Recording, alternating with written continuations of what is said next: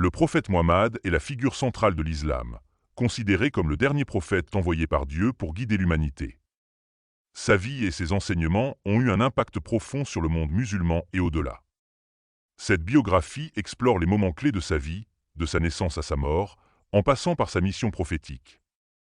Mohammed est né en 570 après Jésus-Christ à la Mecque, une ville de la péninsule arabique. Son père, Abdullah, est mort avant sa naissance, et sa mère, Amina, est décédée quand il avait 6 ans. Orphelin, il a été élevé par son grand-père Abdul Muttalib et après la mort de ce dernier, par son oncle Abu Talib.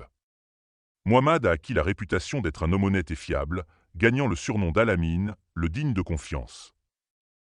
Il travaillait comme commerçant pour une riche veuve nommée Khadija, qu'il a épousée à l'âge de 25 ans. Leur mariage a été heureux et ils ont eu plusieurs enfants, dont Fatima, qui deviendra plus tard une figure importante de l'islam.